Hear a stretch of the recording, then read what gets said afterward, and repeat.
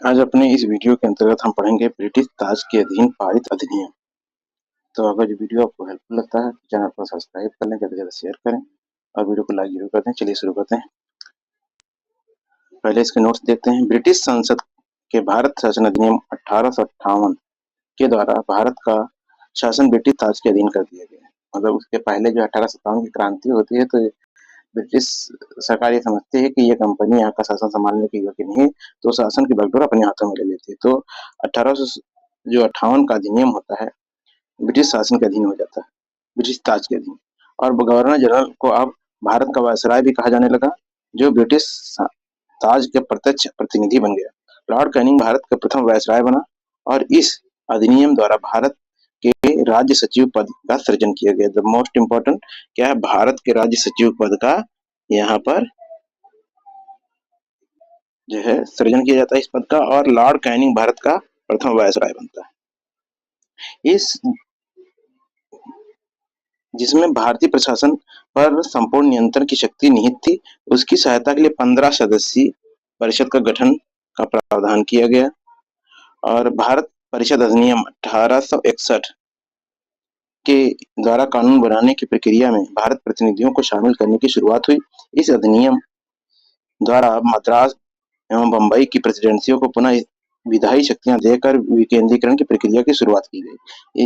इसने वायसराय को आपातकाल में अध्यादेश जारी करने के लिए अधिकृत किया, जो अधिकतम 6 माह की अवधि तक प्रभावित हो सकता था। भारत परिषद अधिनियम 1892 के माध्यम से संघ केंद्रीय और प्रांतीय विधान परिषदों में अतिरिक्त गैर सरकारी सदस्यों की संख्या बढ़ा दी गई। केंद्रीय विधान परिषद के भारतीय सदस्यों को वार्षिक बजट पर बहस करने तथा सरकार से 6 दिन पूर्व नोटिस पर प्रश्न पूछने का अधिकार भी दिया गया, परंतु पूरक प्रश्न पूछने तथा मतदान का अधिकार नहीं था। सीमित अर्थों में निर्वाचन पद्धति का आरंभ किया जाना इस अधिनियम की महत्वपूर्ण विशेषता थी। भारत परिषद अधिनियम 1909 को मार्लो मिंटो सुधार के नाम से जाना जाता है। इंपॉर्टेंट है। इस अधिनियम के द्वारा भारतीयों को विधि निर्माण एवं प्रशासन दोनों में प्रतिनिधित्व प्रदान किया गया। इसके अतिरिक्त इसके तहत वायसराय की कार्यकारिणी परिषद में भारतीयों को पहली बार शामिल किया गया। और किसे शामिल करते हैं? प्रथम सत्येंद्र प्रसाद सिन्हा को। इस अधिनियम ने केंद्रीय तथा प्रांतीय विधानीय शक्तियां बढ़ा दी और परिषद ने सदस्यों को बजट एवं लोकहित के विषयों पर विवेचन करने, प्रस्ताव लाने और प्रश्न पूछने के साथ पूरक प्रश्न करने का अधिकार दिया गया। इसमें इसमें पृथक निर्वाचन के आधार पर मुसलमानों को सांप्रदायिक प्रतिनिधित्व प्रदान किया गया। अब आगे नेक्स्ट देखते हैं। ये भारत शासन अधिनियम 1919 मार्टिन चेम्सफोर्ड सुधार के नाम से जाना जाता है। इस अधिनियम के द्वारा पहली बार प्रत्यक्ष चुनाव प्रणाली अपनाई गई। सांप्रदायिक आधार पर निर्वाचन प्रणाली का विस्तार करते हुए सिखों, ईसाइयों, आंग्ल भारतीयों तथा यूरोपियों के लिए भी लागू कर दिया गया। इस अधिनियम द्वारा पहली बार केंद्र में द्विसदनीय व्यवस्था स्थापित की गई। पहले केंद्र में नहीं थी, राज्यों में थी। अब इसमें क्या होता है कि केंद्र में द्विसदनीय व्यवस्था स्थापित की गई। इस अधिनियम के द्वारा सभी विषयों को केंद्र तथा प्रांतों में बांट दिया गया। द्विसदनीय केंद्रीय विधानमंडल समस्त ब्रिटिश भारत के लिए कानून बना सकती थी। इस अधिनियम के तहत प्रांतों में द्वैध शासन प्रणाली लागू की गई। प्रांतीय विषयों को 2 भाग आरक्षित और हस्तांतरित विषयों में बांटा गया। इस अधिनियम में पहली बार उत्तरदायी शासन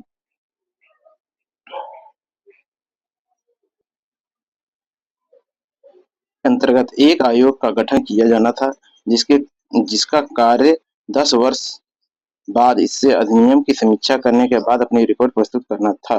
भारत शासन अधिनियम 1935 द्वारा सर्वप्रथम भारत में संघात्मक सरकार की स्थापना की गई। इस अधिनियम द्वारा प्रांतों में द्वैध शासन समाप्त करके केंद्र में द्वैध शासन प्रणाली लागू की गई। अब यहाँ पर जो है द्वैध शासन कहाँ पे आ जाता है? 1935 के द्वारा प्रांतों में समाप्त हो जाता है, केंद्र में लागू हो जाता है।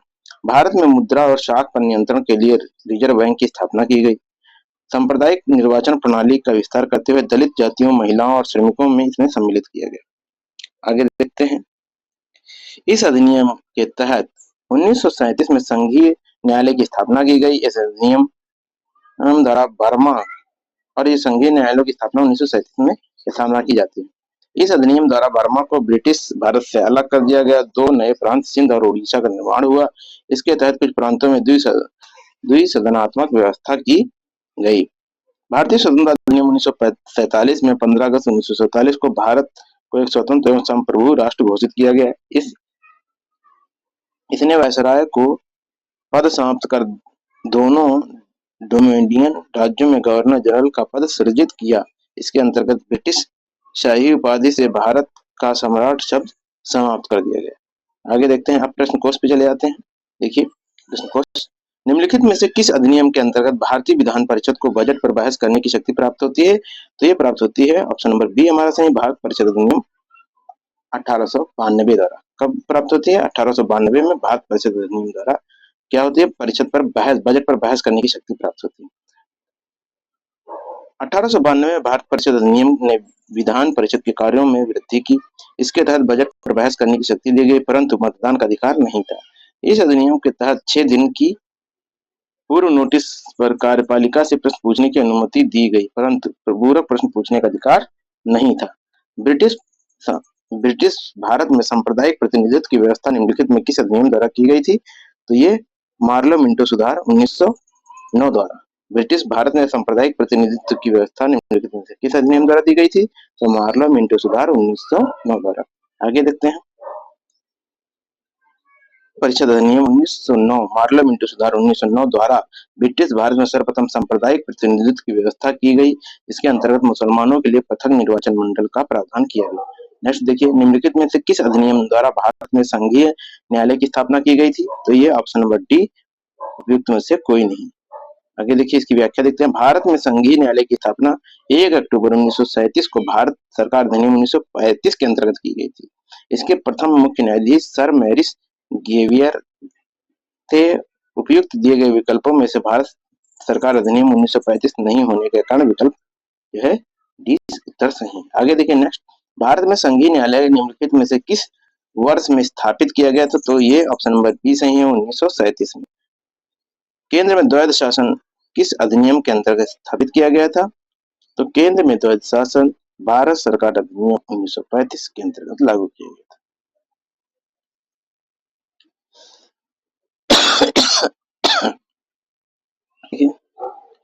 भारत सरकार अधिनियम 1935 के अंतर्गत केंद्र में द्वैध शासन एक नए अखिल भारतीय संघ की स्थापना और प्रांतों में द्वैध शासन व्यवस्था को समाप्त करने का प्रावधान किया गया। प्रांतों में द्वैध शासन का उपबंध 1919 के अधिनियम द्वारा किया गया था। केंद्र में द्वैध शासन के तहत संघीय विषयों में 2 भागों में बांटा गया, आरक्षित और हस्तांतरित विषय। अधिनियम ने केंद्र में द्वैध शासन प्रणाली को स्थापित किया था। तो ऑप्शन नंबर सी सही है हमारा, भारत शासन अधिनियम 1935। नेक्स्ट देखिए क्वेश्चन नंबर 7, 1919 के भारत शासन अधिनियम में निम्नलिखित में से कौन सी प्रमुख विशेषताएं हैं?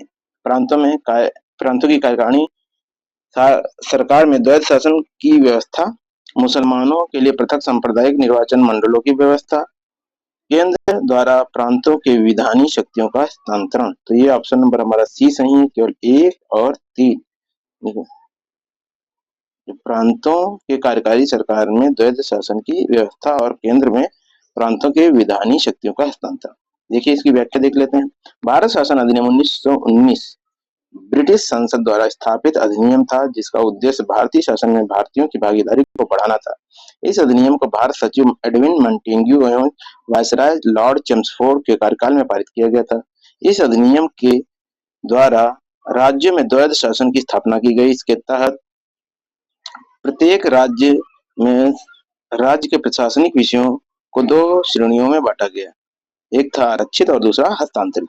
आरक्षित विषय प्रांतीय गवर्नर एवं उसके कार्यकारी परिषद के तहत रखे गए, जबकि हस्तांतरित विषयों को उत्तरदायी और प्रांतीय विधायकों के प्रति उत्तरदायी मंत्रियों को सौंपा गया। साथ ही केंद्र और प्रांतों के मध्य भी शक्तियों का बंटवारा संघीय और प्रांतीय विषयों के रूप में किया गया। आगे देखिए क्या क्या कह रहे हैं कि जहां तक मुसलमानों के लिए पृथक सांप्रदायिक निर्वाचन व्यवस्था का प्रश्न है, यह प्रावधान 1909 के अधिनियम में ही कर दिया गया था और 1919 के अधिनियम में यह व्यवस्था न केवल जारी रही, बल्कि इससे सिखों, यूरोपियों, भारतीयों और ईसाइयों और एंग्लो इंडियन के लिए भी विस्तृत किया गया। निम्नलिखित में से किसने ब्रिटिश भारत में प्रांतीय स्वायत्तता शुरू की? तो यह ऑप्शन नंबर डी हमारा सही है, भारत सरकार अधिनियम 1919। किसने ब्रिटिश भारत में प्रांतीय स्वायत्तता शुरू की थी? तो भारत सरकार अधिनियम 1919 के द्वारा।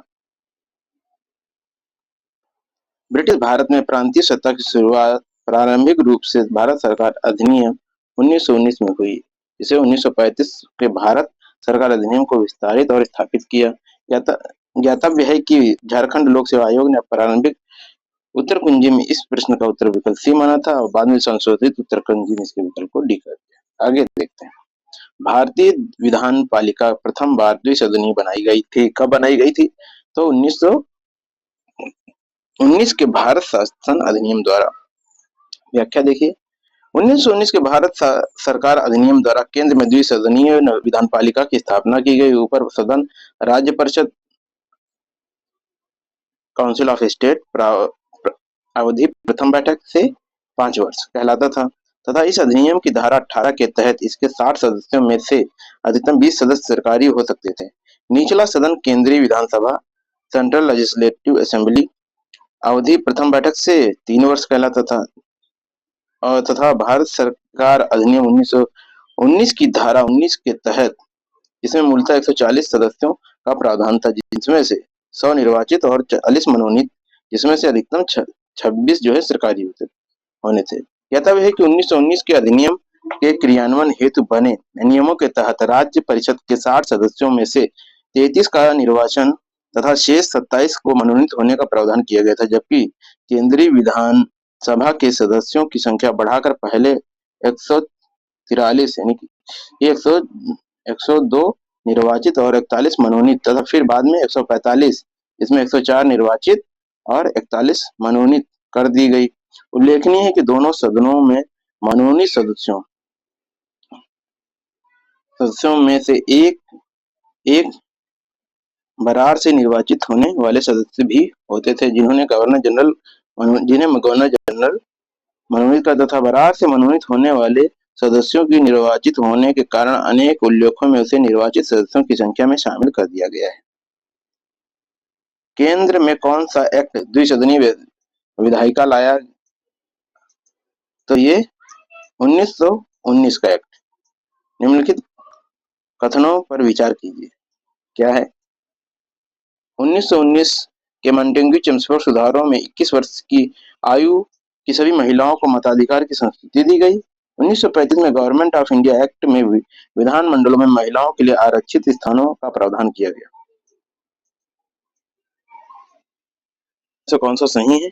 तो हमारा ऑप्शन नंबर बी केवल सही है। मॉन्टेग्यू चेम्सफोर्ड के रूप में अभिहित भारत सरकार अधिनियम 1919 द्वारा महिलाओं को मताधिकार प्रदान किया गया था, परंतु यह सीमित वर्ग की महिलाओं के लिए ही था। सभी महिलाओं के लिए वैश्विक मताधिकार पर आधारित नहीं था। इस प्रकार कथन एक सही नहीं। 1935 के भारत सरकार अधिनियम द्वारा सांप्रदायिक निर्वाचन प्रणाली का विस्तार करते हुए दलित वर्गों, महिलाओं और श्रमिकों के लिए पृथक निर्वाचन मंडल का प्रावधान करते हुए विधानमंडल में स्थान आरक्षित किए गए थे।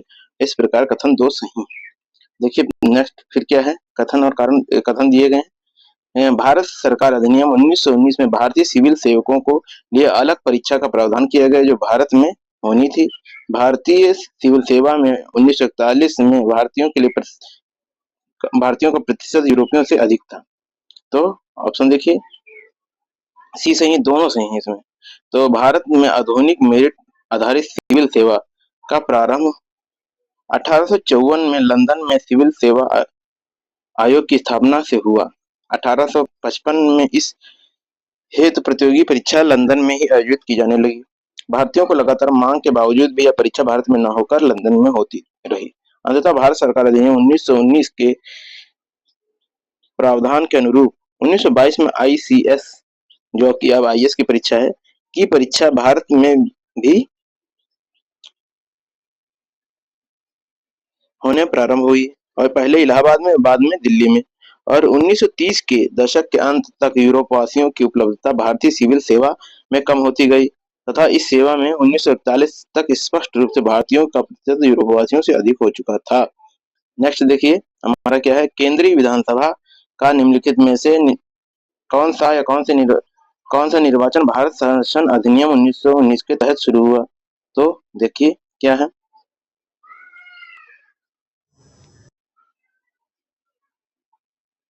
यहाँ पर प्रश्नगत विषयों में 1926 और 1945 में केंद्रीय विधानसभा के चुनाव भारत शासन अधिनियम 1919 के तहत शुरू हुआ था। नेक्स्ट देखिए क्वेश्चन नंबर 14 क्या है। भारत शासन अधिनियम 1919 के अंतर्गत भारतीय विधायिका का अंतिम निर्वाचन किस वर्ष में आयोजित किया गया था? तो ऑप्शन नंबर सी 1945। भारत शासन अधिनियम 1919 के अंतर्गत भारतीय विधायिका केंद्रीय विधानसभा का अंतिम निर्वाचन वर्ष 1945 में आयोजित किया गया था। नेक्स्ट देखिए राष्ट्रपति को अध्यादेश के निर्गत करने की शक्ति प्रेरित किससे है? तो ऑप्शन नंबर बी भारत सरकार अधिनियम 1935।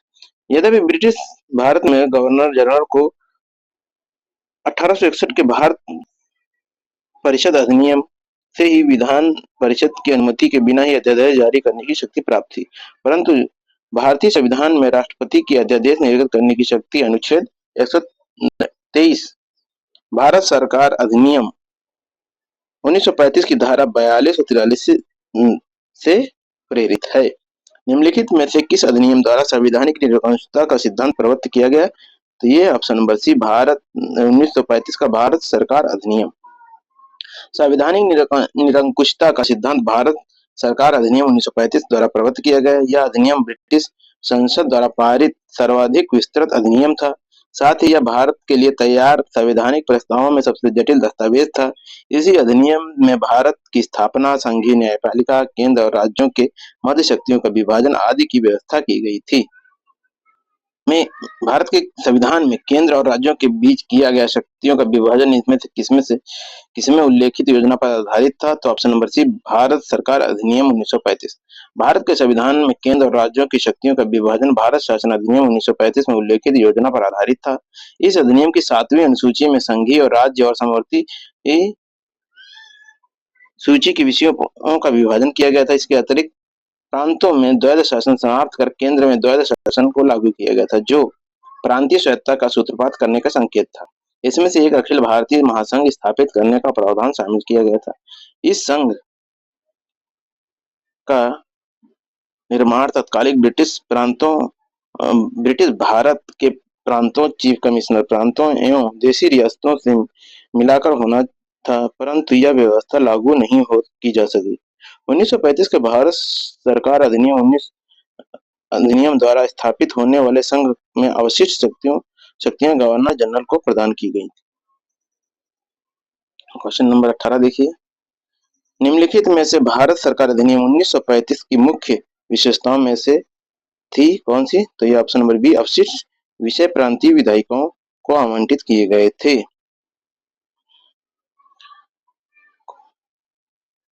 नेक्स्ट क्वेश्चन क्या है हमारा? एक संघीय व्यवस्था और केंद्र में द्वैध शासन भारत में लागू किया गया था। ऑप्शन नंबर सी 1935 के अधिनियम द्वारा। अखिल भारतीय महासंघ स्थापित करने का प्रावधान शामिल किया गया था। तो भारत सरकार अधिनियम 1935 अगस्त पर था 1940। भारत सरकार अधिनियम 1919 और कैबिनेट मिशन प्रस्ताव 1946। तो हमारा ऑप्शन नंबर ये सही है, भारत सरकार अधिनियम 1935।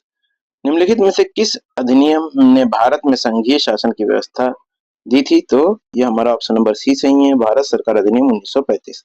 नेक्स्ट देखिए 1935 के अधिनियम द्वारा स्थापित संघ में अवशेष शक्तियां किसको दी गई थी? तो यह option number C governor general को दी गई थी। निम्नलिखित में से कौन सा एक भारत शासन अधिनियम 1935 में स्वीकार किया हुआ महत्वपूर्ण अस्थायी अवयव नहीं है? तो ये ऑप्शन नंबर हमारा सी सही है, एक संघ की योजना पर विचार। भारत शासन अधिनियम 1935 में देश के लिए लिखित संविधान का उल्लेख नहीं था। भारत के लिए संविधान का सर्वप्रथम उल्लेख क्रिप्स मिशन द्वारा किया गया था। अन्य 3 विकल्प भारत शासन अधिनियम 1935 में समाहित थे। नेक्स्ट देखिए 1935 के गवर्नमेंट ऑफ इंडिया एक्ट क्यों महत्वपूर्ण है? तो ये भारतीयों के संविधान का प्रमुख सूत्र सही है, इसके द्वारा भारत को स्वतंत्रता मिली। तो नेक्स्ट देखिए लिखित है इसमें द्वारा रियासतें समाप्त हुई। तो पहला ऑप्शन सही था हमारा, क्या है इसमें भारतीयों को जो है संविधान का मुख्य आधार था। तो भारत में वर्तमान संवैधानिक ढांचा बहुत कुछ 1935 के भारत शासन अधिनियम पर आधारित है। इस अधिनियम का मुख्य उपबंध इस प्रकार है: संघात्मक सरकार की स्थापना, केंद्र में द्वैध शासन की स्थापना, प्रांतों में द्वैध शासन के स्थान पर स्वायत्त शासन की स्थापना, द्विसदनीय केंद्रीय विधानमंडल, प्रांतीय शासन व्यवस्था, प्रांतीय विधानमंडल, केंद्र और प्रांतों में शक्तियों का विभाजन तथा फेडरल न्यायालय की स्थापना आदि। कौन कौन से हैं? पहले देखिए, संघात्मक सरकार की स्थापना, केंद्र में द्वैत शासन की स्थापना, प्रांतों में द्वैत शासन के स्थान पर स्वैत शासन की स्थापना, द्विसदनीय केंद्रीय विधानमंडल, प्रांतीय शासन व्यवस्था, प्रांतीय विधानमंडल, केंद्र तथा प्रांतों में शक्तियों का विभाजन तथा फेडरल न्यायालय की स्थापना आदि। नेक्स्ट देखिए, निम्नलिखित अधिनियमों में से किस अधिनियम के फलस्वरूप बर्मा को भारत से अलग हुआ? तो option number C, Government of India Act 1935 1935।